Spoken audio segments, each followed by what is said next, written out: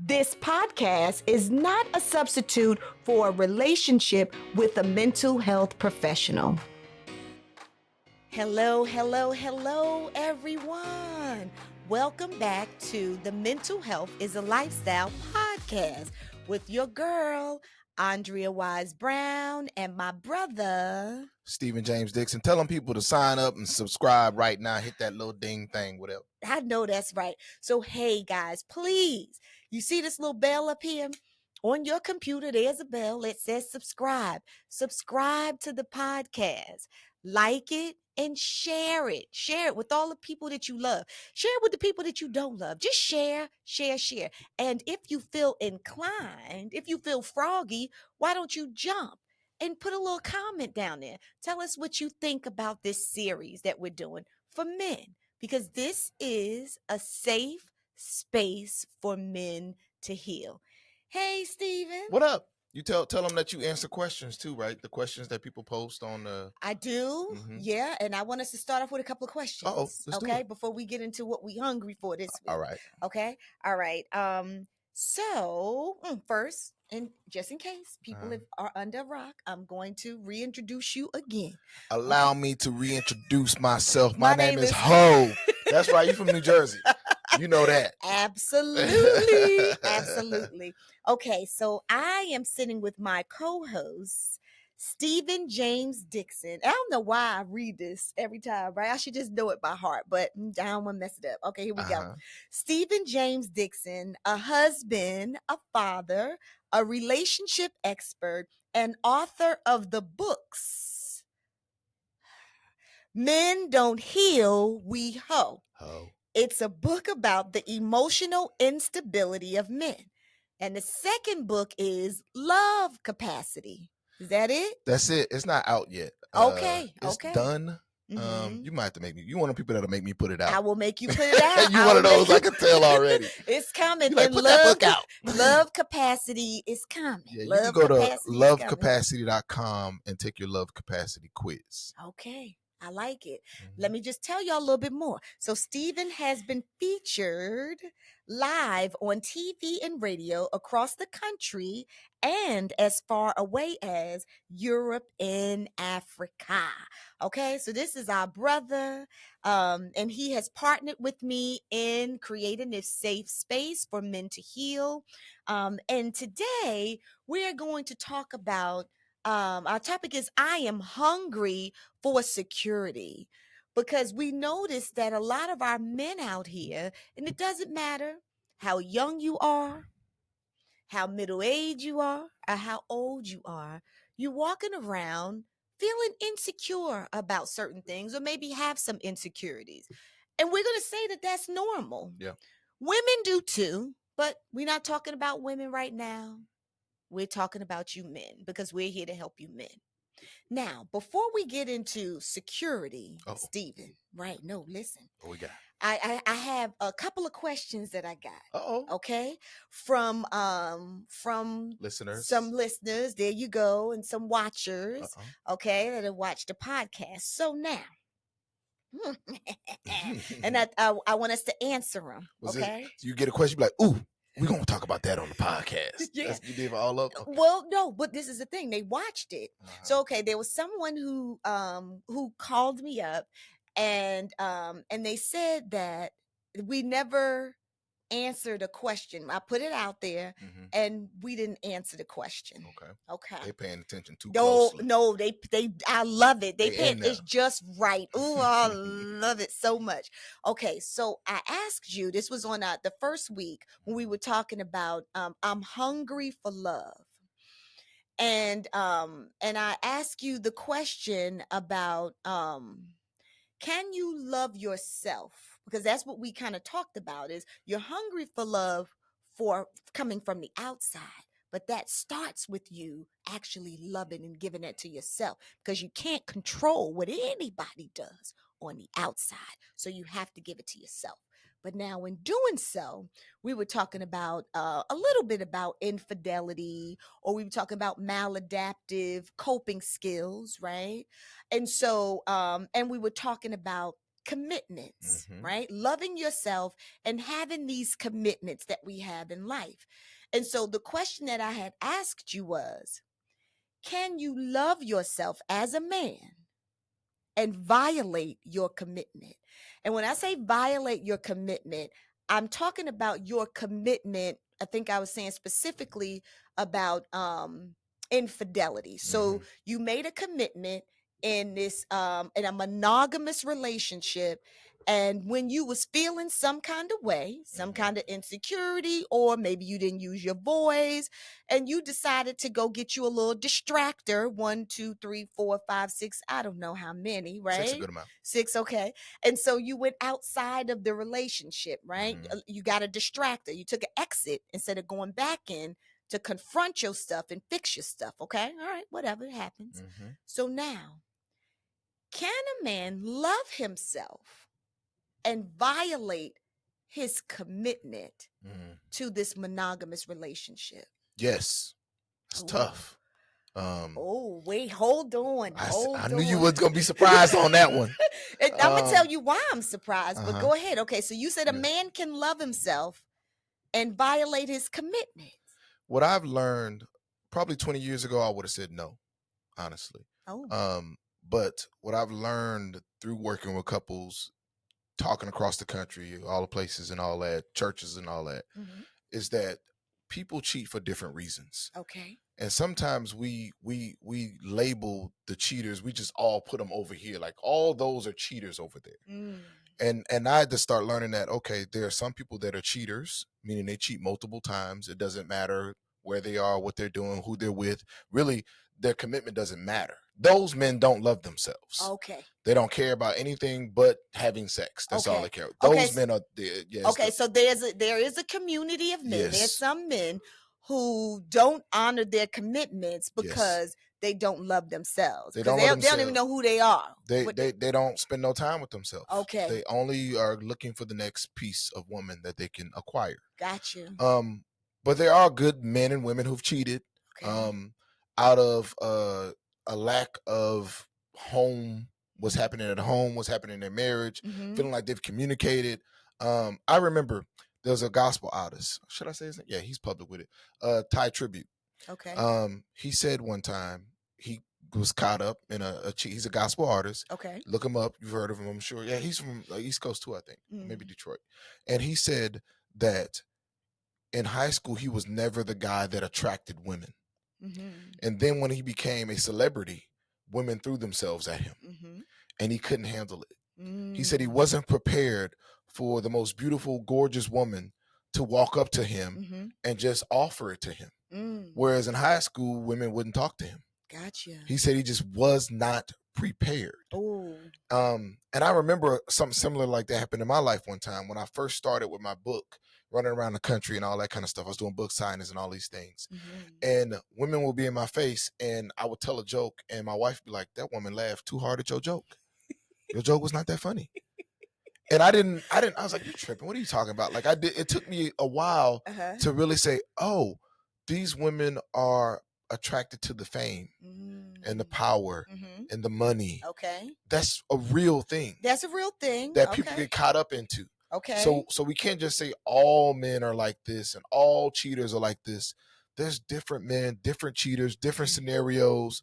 Can you love? And Ty was very apologetic, hurtful, hurt his wife, hurt his family, said he has the tools now. Yes. And that's the thing that's missed too. A lot of times, a lot of men get married without having that tool of knowing how to say no or how to entertain themselves, spend time with themselves. And so as soon as someone throw it in their face, they just had an argument with the wife earlier. Now they out here in these streets doing what they're not supposed to be doing because they don't know how to manage that. Hopefully they're learning some of these things on Mental Health as a Lifestyle podcast. Right. How do we manage when we're frustrated or confused? That's right.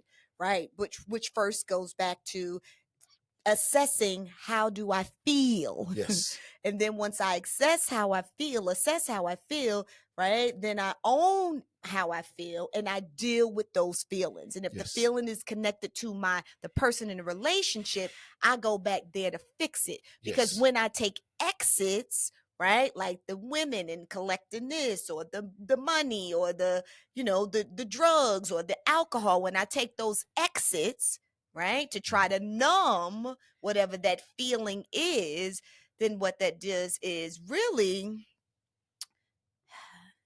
it ruins my relationship eventually. Eventually, for sure. Yeah. But and yourself. Yeah. And that's the thing, and yourself.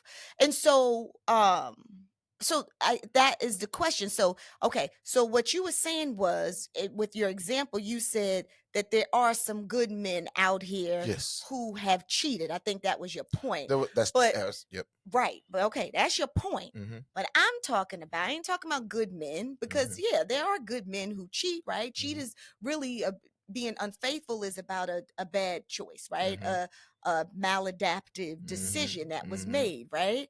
So I get that, and your choices are not who you are unless you choose for them to be that, right? Yeah. So I get that. But I'm saying, can you love yourself? So being good and loving yourself, right, is two different things. So can you love yourself and violate your commitments? I think that when I heard Ty Tribbett talk about it, I think he was a man that would say he loved himself. Okay. Like I like loving yourself and having a skill set to combat emotional issues are two different things. Yes, you talk with people all the time, right? That's good. That are confused. How many people come into your office and they're just a delicate flower that being taken advantage of? You know, my husband is cheating on me all the time. Why you keep going back?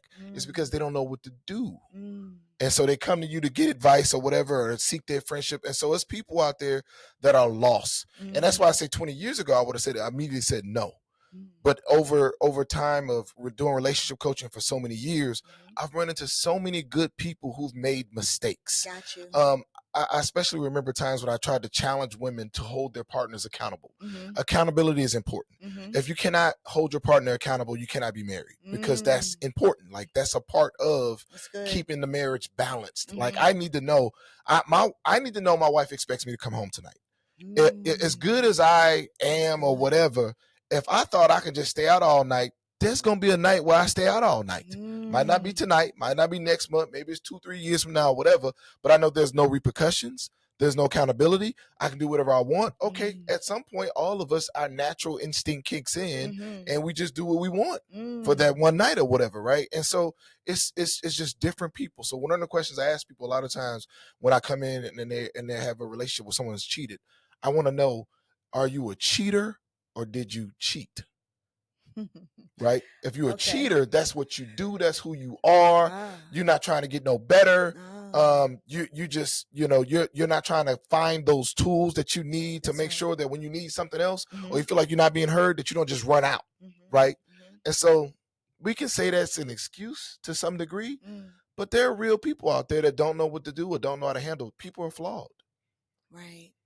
Speak on it. Share what you think. Yeah. I do believe that you can love yourself and still violate your commitments too. So I say, yeah. But I think I say yeah for a different reason. Uh-oh. So you can love yourself, right? But not respect yourself. Okay. Got me? You cannot hold yourself in high regard. You can feel have a loss of worthiness, because I will say this. Now, this is what I will say is if you knew your worth, then you will not dishonor your commitments. When you know your worth, then you hold yourself in high regard. Then that means that everything that you do in life is going to be held in high regard because of how you see yourself. So if I make commitments, if I feel worthy and I make commitments, then I am going to honor all of my commitments just because of how I see myself. But now I can love myself and not really hold myself in high regard. It's two different things. So I can love myself and, yeah, of course, dishonor my commitments. So an example would be if I had a friend and, let's say this. If it was my mama, let me use my mama. Almost had it. There you go. So if it was my mama, because I love my mama, and I hold my mama in high regard. So if I make a commitment to my mother who I hold in high regard, then if it's hell or hot water, I'm going to make sure that I do not violate that commitment because of how I see her and how I feel about her. And she doesn't have to be perfect, but it's just because of my regard for her. You got me? If I had a friend, right? And I loved my friend. I could love my friend, but I know that my friend is dirty. Like, I know that my friend is flaky. Like, I know that my friend doesn't even honor herself. Like, I know my friend's shady. So I may not hold my friend in high regard. So am I really gonna respect my commitment to her when I know she don't even expect commitments to herself? She doesn't hold it. So for her, I mean, I could commit to it, but I know she ain't even gonna do it. So I'm not going to really hold to the commitment. Right. But if I held her in high regard, if I respected her, then therefore, if I commit to doing something, I know who she is, I know how I hold her, and I'm going to make sure that I stand true to that commitment. Same thing for myself. If I feel unworthy, so let's go back to the guy, if I feel like I'm a cheater, because this is just something that I learned to do, which means I really don't like, if that's a skill that I use daily, then I'm so disconnected from who I truly am, like from who God created me to be. Like I'm just disconnected from, me being a king of high honor. So that means I act out in any way. I'm just disrespectful to women. I'm disrespectful to people because of how I see myself. But when I see myself as something real special, then I'm only going to do special things. You got me? And I will honor the commitments that I make to myself because I know I'm worthy of it, if that makes any sense. So I think love is one thing. So I can love myself and then see myself as a sack of potatoes and not honor my commitment. But if I hold myself in high regard, you know what I'm saying? If I know that I am miraculous, if I know that I'm a child of God, if I know that I can create anything in life, then anything that I do and I think of, I'm just going to hold that in high regard. I think this is a great subject because I think woman is taught her worth early.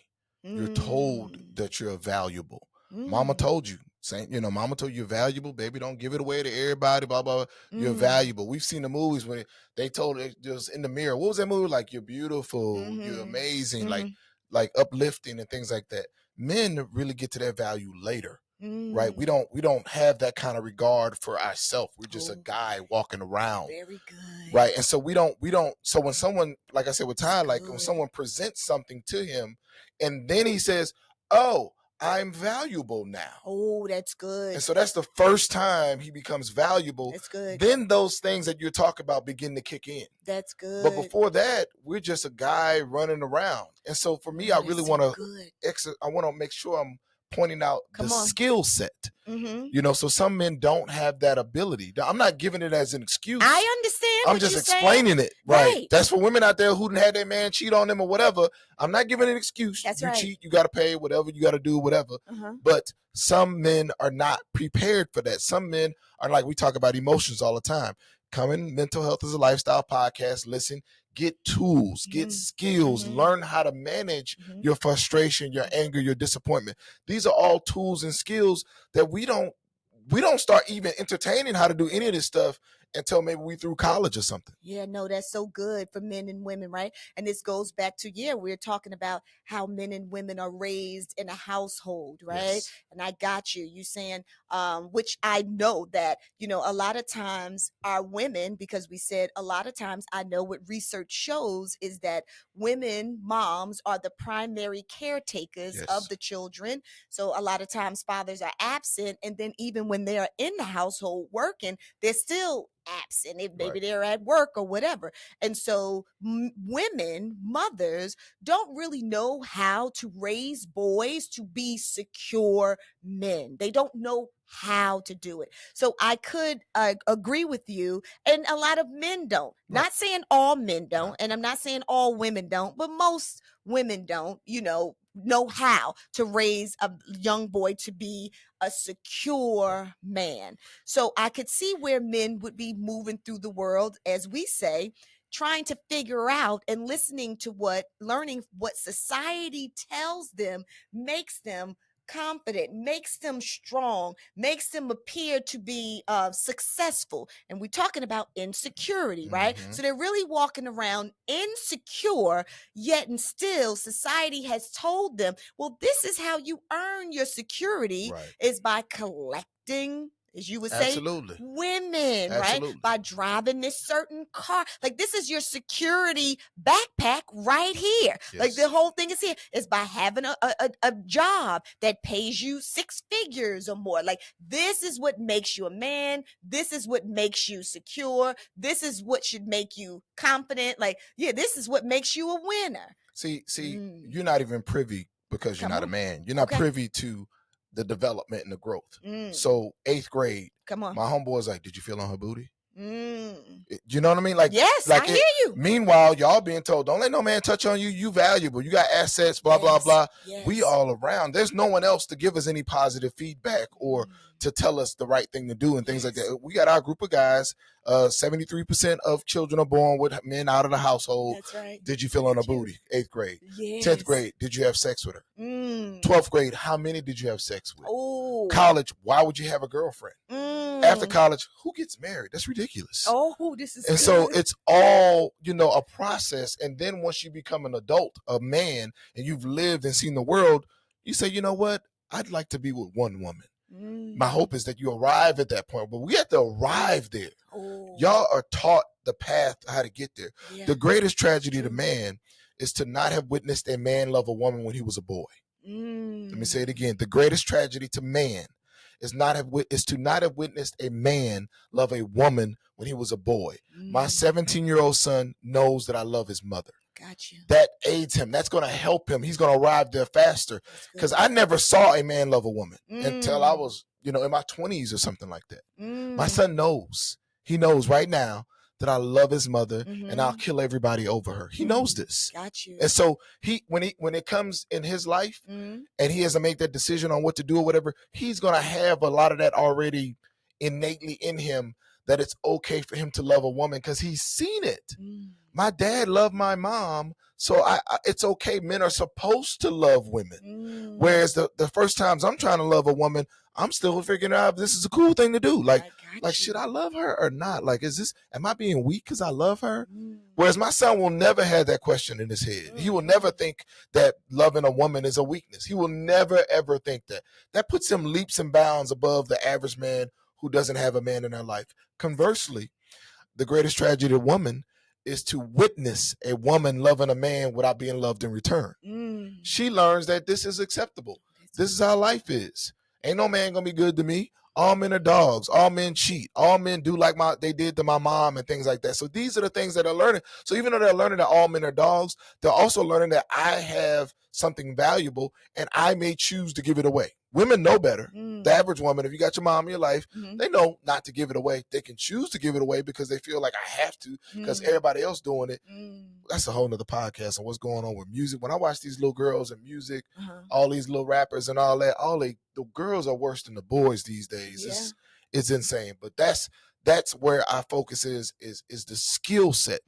Do men have the skill set? And if you don't, this is where you're getting it, right? Go back, watch the other podcasts, follow me, follow Andrea, follow Mental Health as a Lifestyle, share it with friends, have conversations, take a chance and learn something different, about life, about manhood, about how to grow, how to set higher goals and expectations for yourself.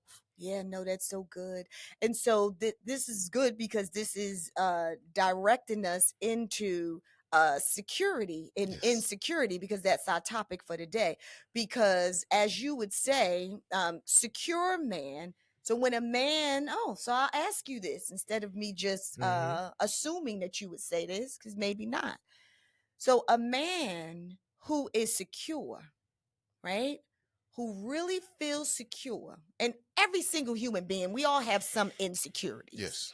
But I'm talking about a secure as secure as you could be. Grown man. Okay, there you go, grown man. There you go. Would a secure grown man violate his commitment? No, because he wouldn't make the commitment if he didn't think. If he didn't think he can Ah. hold to it, when you get to that stage, you commit to it, you hold to it like that. I used to fight it all the time before, because I was like, I don't want to be committed. I don't want to be in a relationship. I'm enjoying my plethora, my Harlem. I'm enjoying all of it, and I'm having a good time. I don't want to be in a commitment. And so once you understand and have that kind of value, you know what it means.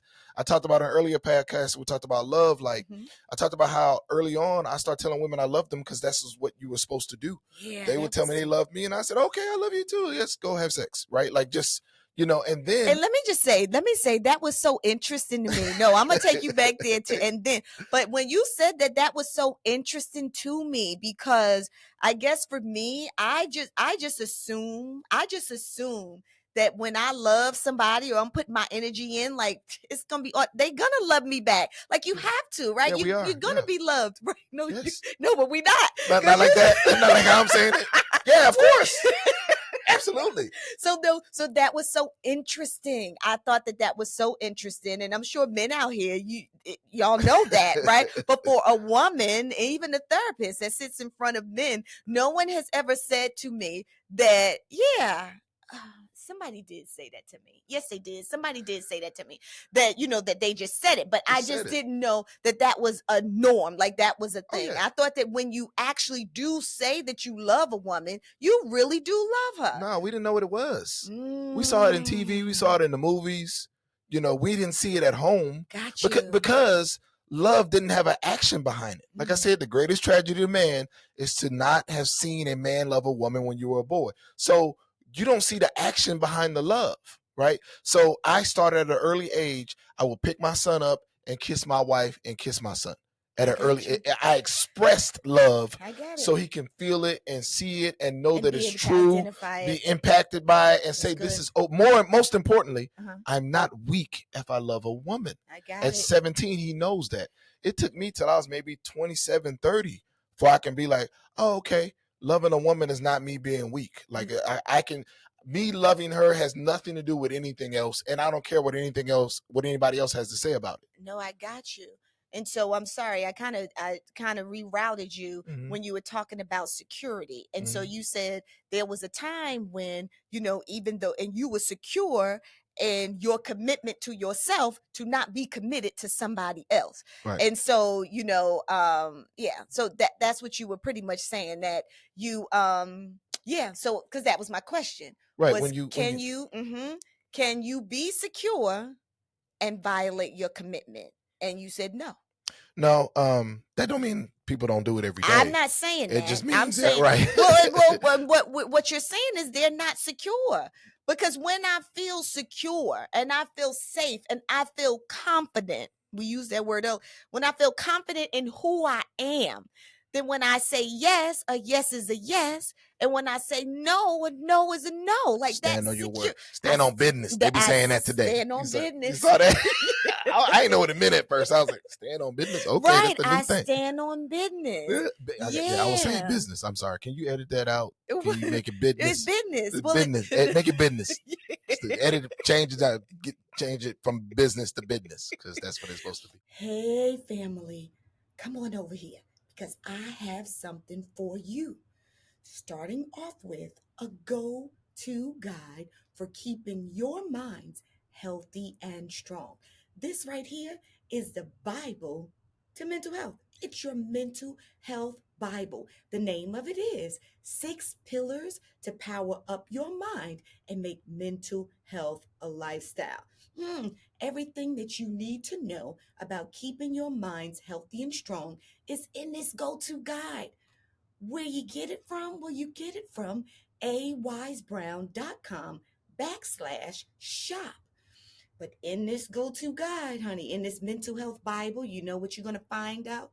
You're going to find out the benefits of aromatherapy, and how it can shift your mood.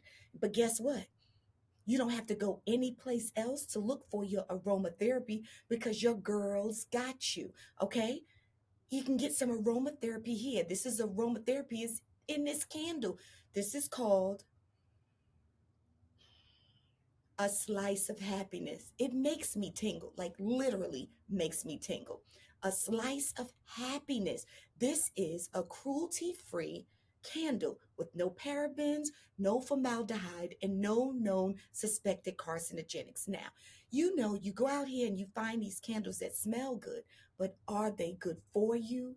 Are they good for your brain? Come on now, get real with yourself. Well, this one smells delicious and it's good for you. Made with essential oils. It's a soy candle. Amazing. Uh, you can burn it or you can just walk by and smell it. Lord have mercy, it's so good. Okay, so that's your candle, your aromatherapy, which raises the dopamine in your brain. That's your natural feel good neurotransmitters in your brain. All right, y'all. And oh, I'm a part of you, you're a part of me. We are a family.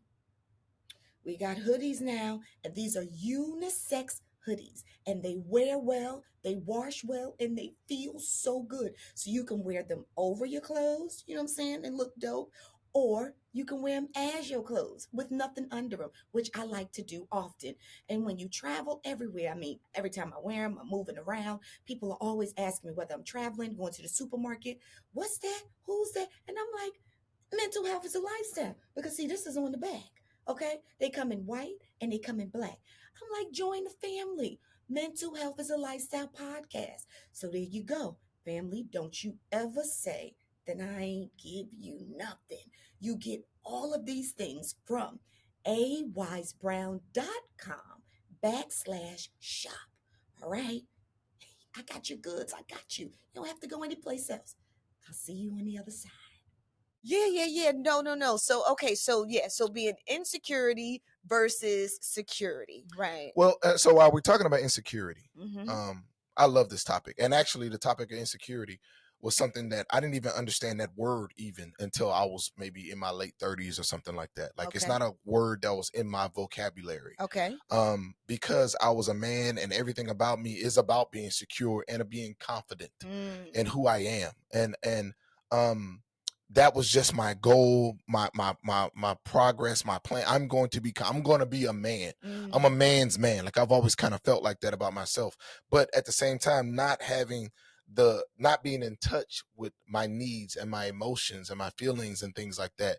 But that made me think I was more of a man because I did not have those feelings. And so now I know, looking back and learning and working with couples and things like that, that is what makes me a man. Come on now. Is my ability to be strong Come and on. confident in how I feel about my wife, about my kids, about my family and friends. Like I said, I tell my fraternity brothers, my good friends, I love you. It took a lot for me to arrive at hugging another man that I known this dude 20 years. I went to college with him. We lived together in frat house, and now I can't hug him and tell him I love him. Yeah, no, I get that. So let's go back to when you said, as a little boy, because I guess when I was talking about having high regard, when you have high regard for yourself, then you don't violate your commitments. And you were saying that as little girls, we learn early, like, you know, it is imposed upon us to respect ourselves and to hold Yes. ourselves in high regard. But you were saying that little boys learn from the community, other Yes. little boys, Yes. right? And society, music, TV, everything, right? That the more, what you say, if I feel her booty or if I Yep. do this, then that's what makes me a man. Yes. And so men are just kind of floating around with kind of like a false sense of self. Yes. Or maybe believing that manhood looks one way, Absolutely. which brings about a false sense of self and a sense of insecurity, because you can't feel secure when you feel like if all of your, I keep saying the same word, but that all of your security, your confidence is violated, validated. All of your security is validated by someone on the outside, like by action of someone on the outside. Because insecurity, Like Yes. it's an inside job. Yes. So in order to fix it, you got to go inside. Like you can't feel enough booties that's gonna make you feel confident and secure as a man. But I thought It I is could. not. But you Just thought you could. one more booty. I'm gonna feel good about me as a man. That's how bad it is. It's so bad, right? Or how many more cars is going to make me feel secure as a man, safe and secure. Like I got this, I can take this on. Yeah, like how many more cars? How many more women? How many? I don't know. Like how much more money? What's gonna shock you is that I can pinpoint the time when I figured that out. It was when, and it wasn't until I had collected so many women that I was like, you know what? This is easy. Maybe this is not the challenge. The challenge is making one woman happy over a lifetime. Ooh. Like I had to arrive at that on my own once I got confused with calling Sandra Kim and calling Kim Heather and mixing up their stories and then them all taking me back. I was like, I can do no wrong. Ooh. Like when I could call at 2:00 in the morning and they get up and come over, or I come over there, I could do whatever I want. Oh, that's your best friend. Oh, I'm sorry, I didn't mean it. It kind of just happened. I could do whatever I want. You know what? This is easy.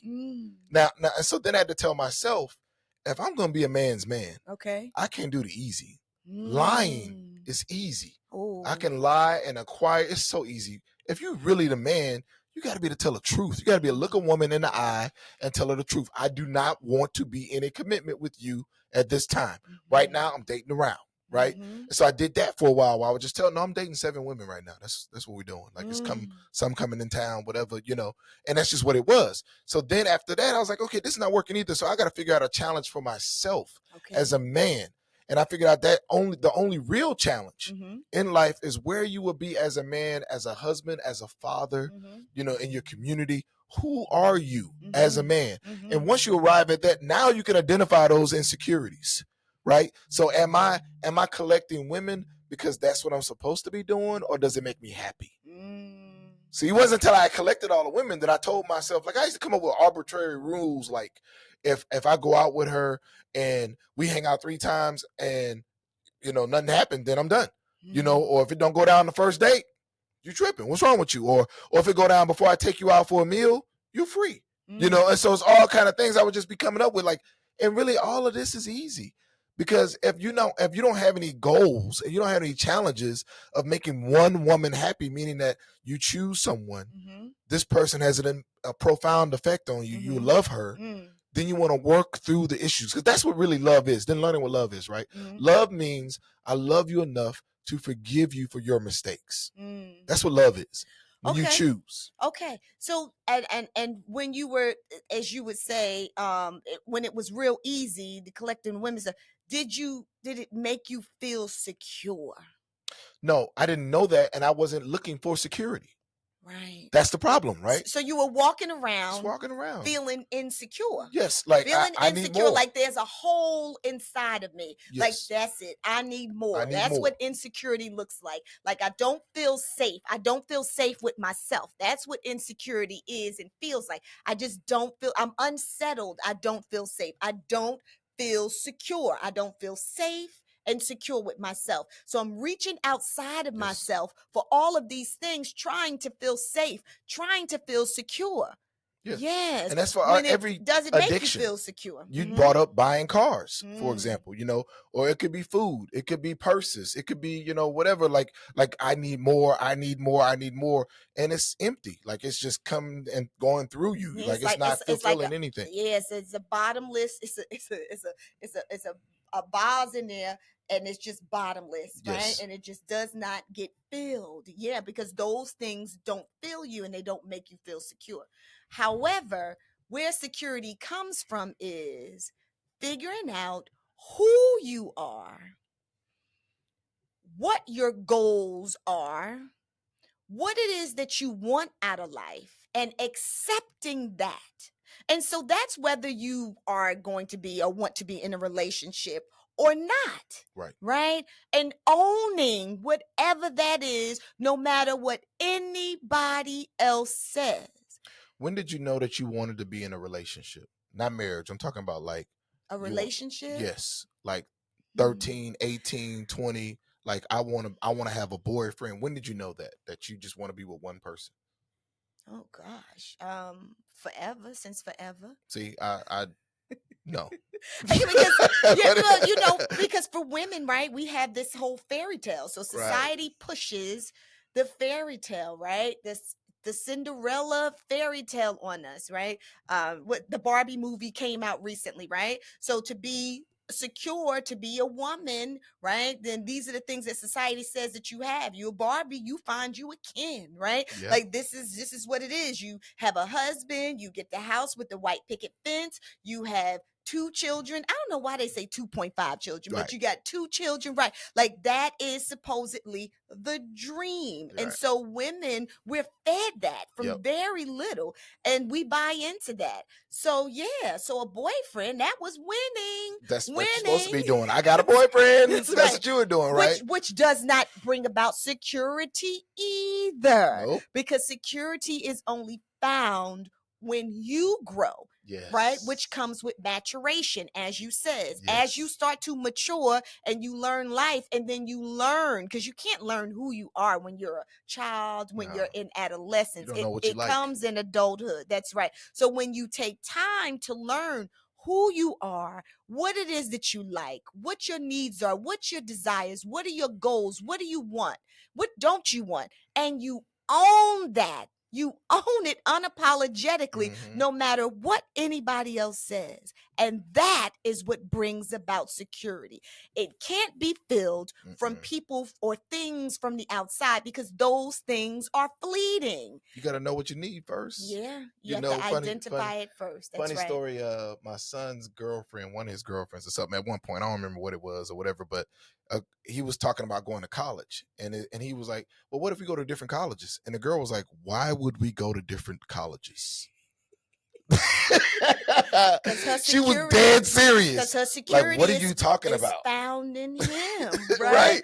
Like, why would we do that? And he's just like, yo, I'm going to LSU, Arkansas, I'm visiting these guys. She's like, why you going to all those colleges? Why we go? We gonna go to the same college? Like, and she was serious. Like, she's dead serious that they. And I'm like, and he comes to me like, Dad, what should I do? And I was like, wow. She don't know that she first of 800 girlfriends. Like, I didn't say that to her, but I was thinking it to her. Did you see my face? I'm getting ready to say, don't you do that. I didn't say that to her, but it was just funny. Like, women are taught they're at least taught. I'm not saying they always exercise it, but they're taught to be more secure in who they are and their value.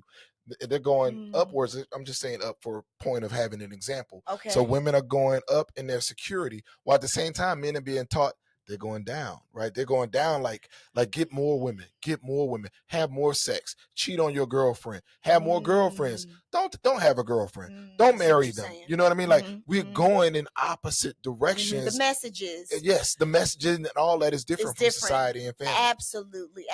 That builds the insecurity. Yeah, absolutely. But it builds insecurity for both. Honestly, absolutely. Right? Because if we use that example of your son's girlfriend, right? That's a very insecure feeling that she's feeling, and she's finding her security in the boy, right? And because society says you to be a woman, to be a good woman, to be a strong, smart, beautiful, powerful woman, you must get a husband, right? You must have a boyfriend. That's right. Then you must have a husband. You got to get engaged. And then you got to be able to have kids. That's right. Women got to do all of that. That's right. You got to be able to have kids. Right. I'm sure you get women like that every day, right? They just feel like I have to have kids. Yeah, but nowadays it's changing. No, there's a lot of women now who are saying, I don't want kids. And I'm like, and I work with them, and they become very secure with that. And they have security with that. This is what it is, unapologetically. Yes. I don't want children. And that's good. And I think we're talking to men, you can assert the same thing. Yes. But you first have to identify. In order to feel secure in who you are, you have to identify who you are and what it is that you desire and what your needs are. Yes. And stand on them 10 toes down. On business. Yes, and don't apologize for it. Unapologetically, that is who I am and what I am. And that is what breeds security. That breeds a secure man. When you are insecure, Mm-hmm. you lack the understand. Well, the thing I wanted to hit back on what you were talking about, Mm-hmm. when you have to identify it, Mm-hmm. but then you have to have the tools. What are you going to do about this once you identify it? Right. So I identified that, you know what, I don't have to have a girlfriend all the time. Mm-hmm. Right. And that doesn't define who I am. That's right. And it doesn't make me less of a man because I don't have a girlfriend. Mm-hmm. Now, what do you do with that empty space? You know, like you have to, and I don't mean empty space in a bad way, like that's a bad thing. It is just like, I remember a time period when I was single and I was celibate. That's when I was trying to figure out, like, what do I want? I actually did that for a while. Like, what am I doing? Let's stop just all the sex and all that whatever and chasing women, and let me spend some time with myself and really figure out what I want and what I need. But what happened to me was then I ended up like getting engaged real fast because I didn't have the tools. Mm-hmm. I knew what to do. I identified it. Like, I not that I knew what to do. I knew what I wanted to do, Mm-hmm. but I didn't know how to do it. I didn't know how to be by myself because my whole life I've been trained by society that I need to have a girl on my arm, some kind of girl. You know what I mean? Like, meaning like, you know, just whatever. You know, somebody that I can be with that makes me feel like a man. She made me feel like a man. It wasn't that I was a man. She made me feel like a man. She was doing grown people stuff, and so that made me feel like a man. Gotcha. And so the tools, right? The tools. What do? Patience. Again, get yourself on this couch with Andrea, right? Do some listening to some good podcasts. Don't just take one podcast, listen to a bunch of them so you can figure out where your information comes from. Don't just take it from one. Don't just listen to all me, all Andrea, whatever, Steve Harvey, Michael Bays, and whatever. Like you gotta, and really I think this is the best way to go about anything that you're learning. Is you gotta hear from multiple sources and pull. Like, I like that. I'm gonna apply that in my life. That's good. You know what? I like that over there. That works for me. That I'm more in line with that. And then you build yourself up, and now you have your tool base on what you need to then, like I said earlier about Todd Tribute, now you know how to manage these type of issues. No, I think that's really, really good. That's good. Yeah, that's good. More questions? What you got? No, just one more. I just want to. Well, I know we're just going to end with this one. This was something else that a man said to me after watching the podcast about expressing your feelings, right? So loving yourself and expressing yourself, communicating your needs, right? So he said to me, he said, "So Andrea, you know," he said, this was his thought that that's the difference pretty much between being a woman and being a man. He said, if I just go around and just start expressing all my needs and expression and tap into my emotions, because, you know, as I taught you guys earlier, as we taught you, is society has told men from childhood on up, and society meaning your mothers, fathers, uncles, aunties, the church, football team coach, you know, all of the people kind of in your life that's around young boys when you grow up, that you don't need to have feelings. You don't need to have feelings. You know, they won't serve you. Just get up and just go. Be stoic and just show up in the world. You don't need all them feelings. Girls have feelings. Girls supposed to cry. You ain't supposed to cry. We saying lies, lies, lies. Men have feelings too. And I told you guys that men were born just as sensitive as women when you were babies, sensitive. Now, yes, is the male brain different than a female brain? Absolutely. When we talk about gray matter in the brain, when we talk about analytical, you know, versus emotional intelligence, like those things, there is a difference. However, so there are some differences, you know, also that age old thing that y'all were taught, everybody was taught when you were younger, that women mature faster than boys, right? So all of those things. So brains are different. However, emotions and feelings, sensitivity, that's what is the same. So little boys have feelings too. Okay. And so in saying that, he said to me, so how can a man just walk around having all these feelings? He said, how would I get anything accomplished if I just had all these feelings. I said, well, it's not like you're just gonna be one of them things that just, being, that blow up thing that be in front of them stores that just be kind of moving like this all the time. Like it's like, no, you're still a man, right? You still can be stoic, you still can be and will be analytical. Like, you're not going to lose your manhood. That's Right. the lie. See, that's the lie. That's the myth, is that when you tap into your feeling, you're not going to lose yourself. You're going to gain your whole self, because the fact that you are masking emotions and masking feeling is what is going to have you walking through the world numb. Yeah. Numb, cold, hard, distant, and unhappy at some point. I'm telling you. Yeah. So what we're saying is, no, tap into the feelings. Mm-hmm. You are not going to lose your manhood if you tap into your feelings. All of us have to have emotional control and emotional maturity. I told a man actually last week, I said, hey man, and I don't like this, but I felt his wife is a more dominant, aggressive woman. Okay. She's type alpha. A personality. Alpha personality. Everybody's saying alpha. Beta. And I said to him, because I know his wife, I said, you come and cry with me. Don't cry in front of her. Because some women are judgmental. Yeah. That's why they need to come to see me. And those that need to come see you, for sure. Mm-hmm. And I was like, but the bridge I opened to him and said, hey, you come and cry with me. Oh, that's good. Like, I'm here for you. Anytime you want to share, if you need to cry, you call me. That's because good. you cry to her, it's going to affect your ability to lead. It makes you insecure because you feel like you might be judged or challenged and things like that. You come and cry with me. I repeated it a bunch of times so he would know and be comfortable that I'm prepared, willing, and able to receive and support and hug and love on him. And you're not less of a man because you cried. Oh, that's good. Because you're emotional, right? But it's a fact of life that sometimes you end up with a different person and that person can't handle or manage a man crying. There's a lot of women who cannot handle a man sharing. So it's not sometimes we present it as some men can't cry around other men. That's true. But it's also true that men can't cry around some women. That's right. Because the women can't manage it or handle it and things like that. Yes. So that's why it's important. In the last podcast, we talked a lot about finding that man that you can communicate with. It's going to be forever important that you do that. No, that's so good. Or a therapist, because you can come here and cry all the time. You that men just come lay on the couch and cry the whole time. Do. You be like, see you next week. Good cry. That's right. They do. That's right. It's a safe space. It's a safe space. Oh yeah. And I love that you said that, because yes. So this is what I'm saying to you, men. When I say feel your feelings, and yes, if you want to cry, then you cry. But I'm not saying cry every day, all day, all night, because you're not going to get woman to do that. That's right. So you can't be worse than a woman.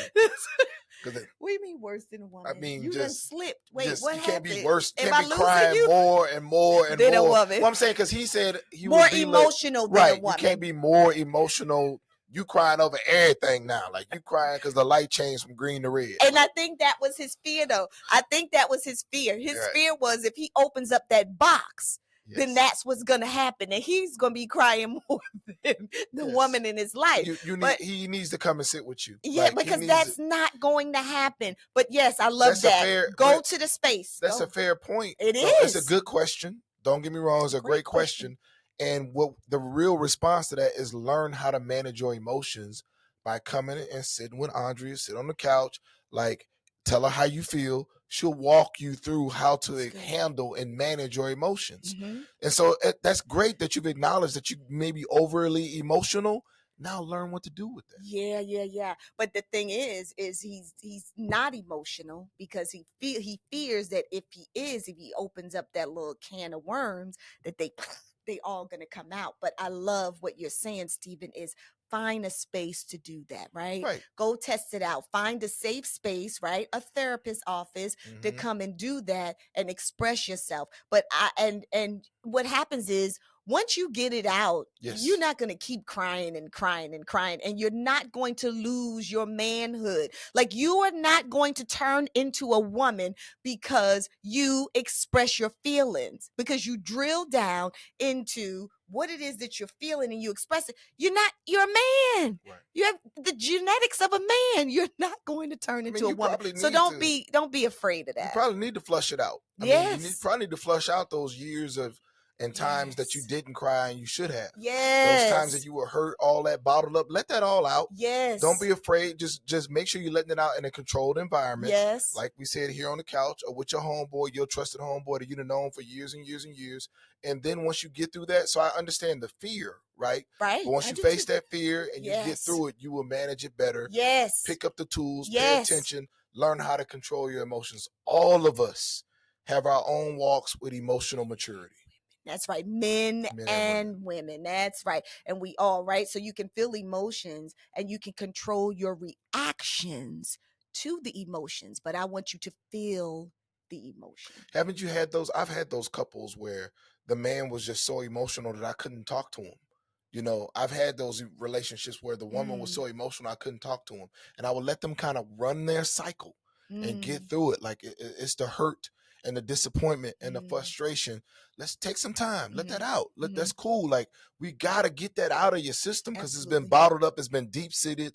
We talked about resentment earlier. Like, all that builds in you.